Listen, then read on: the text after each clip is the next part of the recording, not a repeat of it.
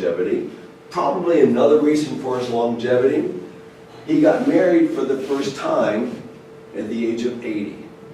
So basically he had 80 stress-free years before he finally got married. But then one day the land on which he had been working for all these years, the person, he was a earl, I think they call them earls or prince or something, he discovered Thomas Parr.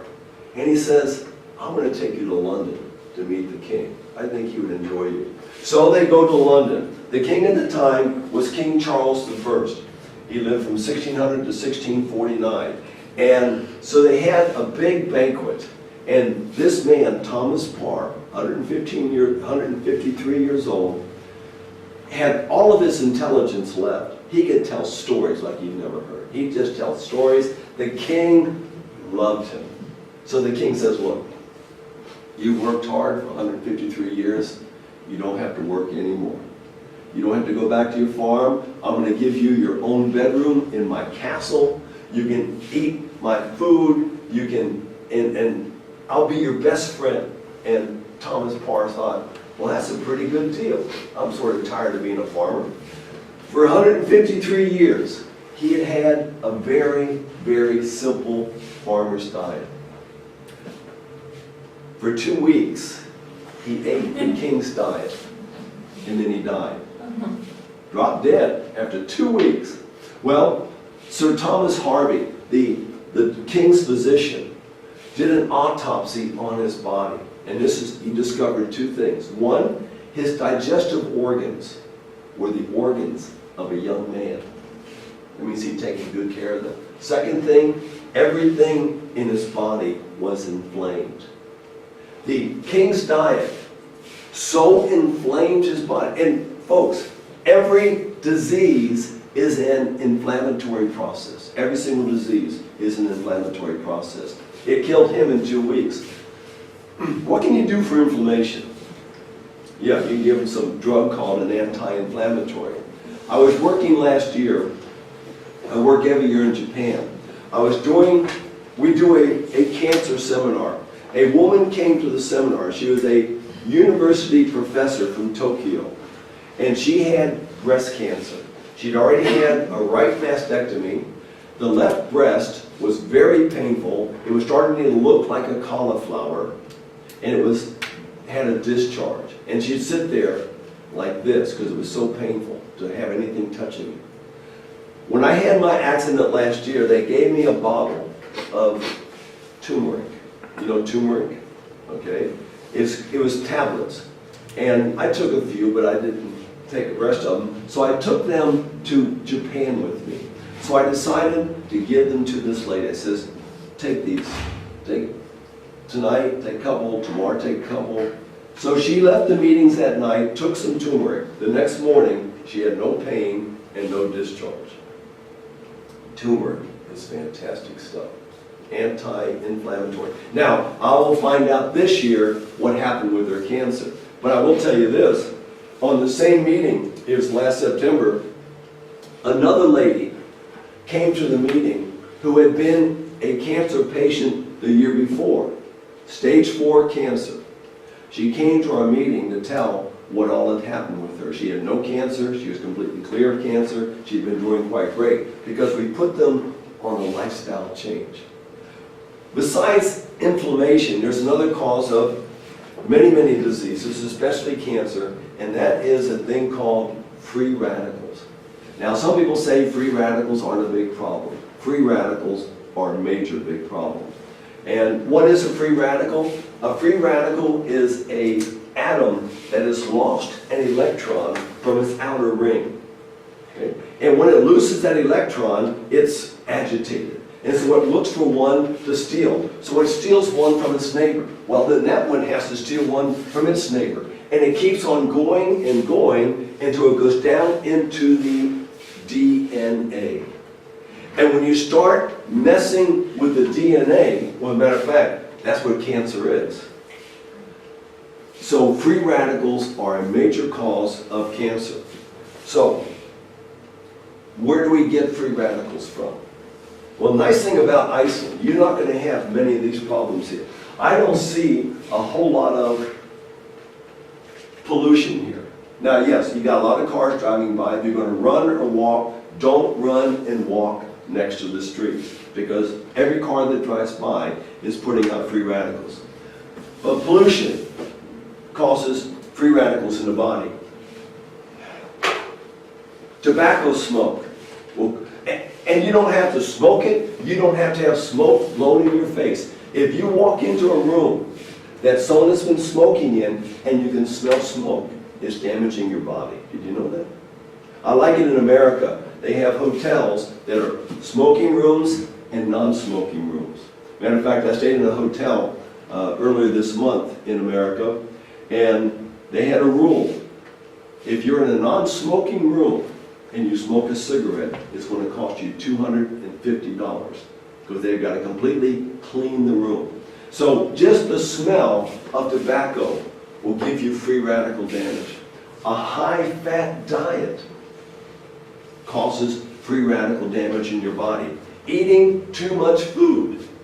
How can eating too much food cause free radical damage? Incomplete digestion. If we eat so much food our body cannot properly digest it, it will break down in the body into alcohols and will start producing cancers and inflammation. Stress causes free radical damage. And I might talk about stress a little bit. Physical stress, mental stress, physical stress, both will cause free radical damage. Your immune system causes free radical damage. It's just part of what it does. When I had my accident last year, I had lots of free radical damage in my body because I was really in a lot of pain. And just growing old. The people you're working with, they've got more free radical damage. And we're going to tell you what you can do for the free radical damage, because it's very, very easy to take care of free radical damage. Another one is radiation. Radiation from the sunshine. Now, you don't have a whole lot of sunshine here. Even in the summertime, the sun's going to be a little bit lower on the horizon. And so it's going through more atmospheres, so you're not going to get the worst of the rays. Here's the key to protecting yourselves from the radiation from the sun. Don't burn your skin. That's the key. But on the other hand, sunshine protects us from cancer. They've done an interesting study that finds that sunshine will protect you from 16 types of cancers. 8 of them are gastrointestinal cancers. So if you're getting proper sunshine, what does sunshine do for you? What do we need sunshine for? Vitamin D. Vitamin D, that's right. And we find that women who have breast cancer normally have low vitamin D. Matter of fact, when they come to Uchee Pines with breast cancer, one of our treatments, we take them outside to a special building with no roof. They take off their clothes and they lay in the sunshine. They've got to raise their vitamin D. Here it is right here. Well, I'm going to talk about that right now. Okay, 3 different types of female cancers from are protected by sunshine.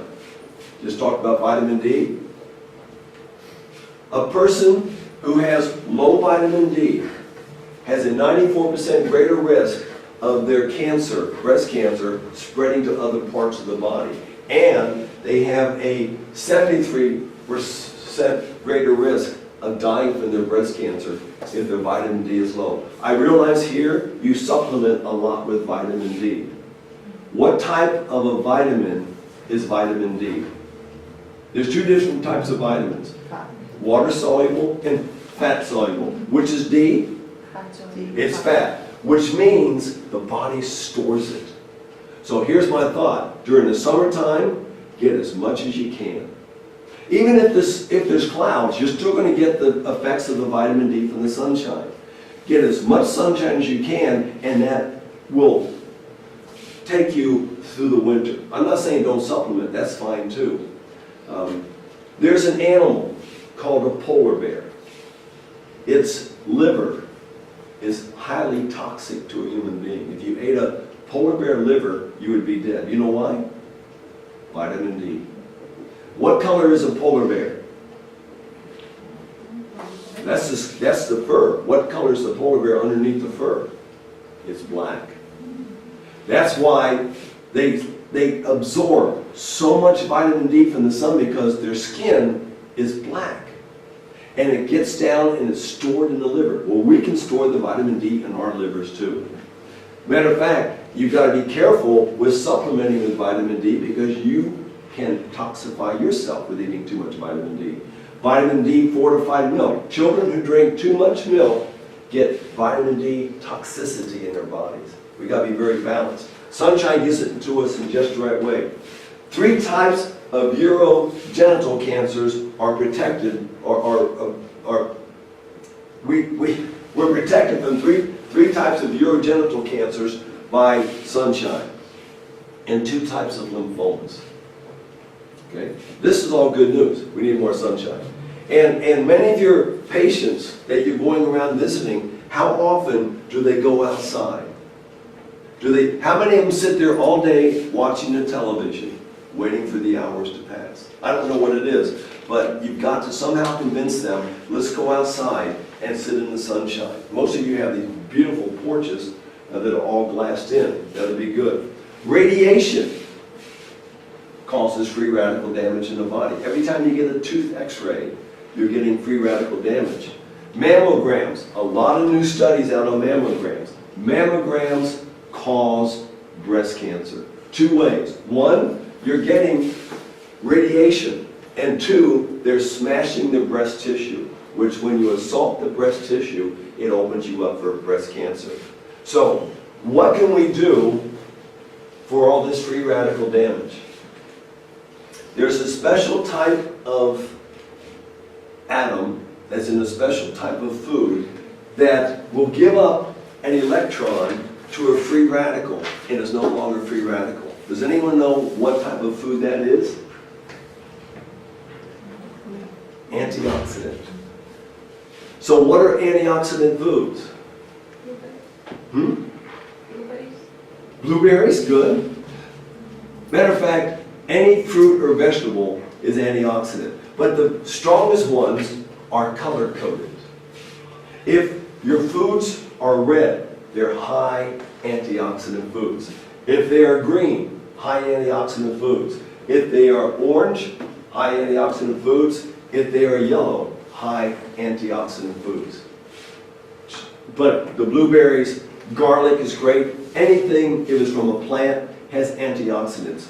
Animals have no antioxidants. One other type of radiation, then we'll take a little break.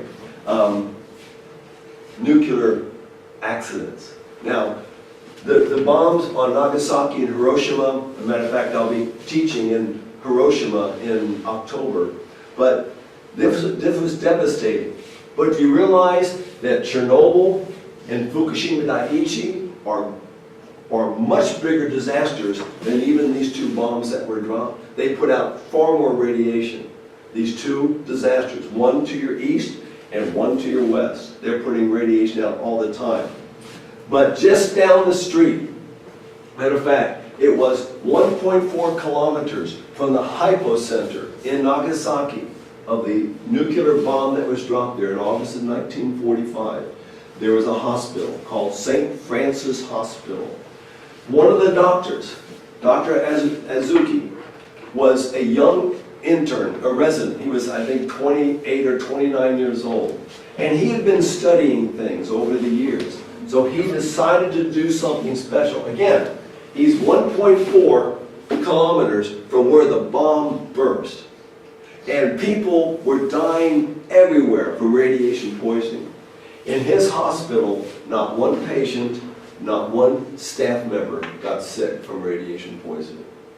Now, if we follow his principle, we don't have to worry about Fukushima, we don't have to worry about Chernobyl, we don't have to worry about any of this stuff. Here's what he did. First of all, he put his patients on brown rice, whole rice. Now, if you don't like rice, any whole grain, high in fiber. So he put them on that. Second thing, miso. Miso is high in soy. Now, have you heard this myth that soy is not good for you? You ever heard that?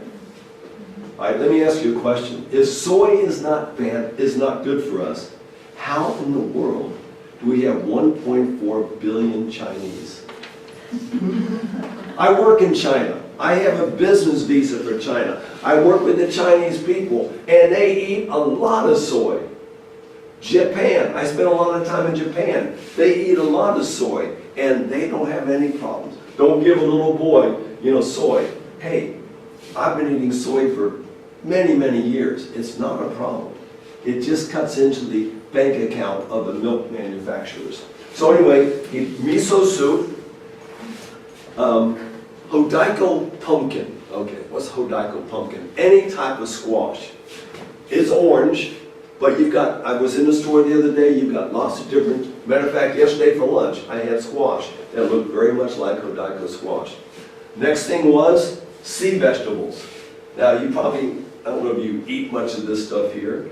I eat a lot of sea vegetables, basically seaweed. They're high in iodine, which protects you from one of the worst types of radioactive isotopes. And then sea salt. That's what he gave the people to eat. But he did one more thing. No sugar for anybody. No patients, no staff. And he had not one person get sick in his entire hospital. To me, that's pretty amazing. Okay, we're going to give you a break right now, about 10 minutes, and then we'll start up. I know you've got another meeting at 2 o'clock. No, 3. 3 o'clock, that's right, it's almost 2 o'clock now. 3 o'clock, so I'll be out of here before that. If you have any, as soon as we get done with the break, I'll take some questions so that some of you might have to leave and you might have a question. Then I'll go on with a few other things that you might find of interest. So let's take a little break. And you got some things. Vill du säga det här hours igen?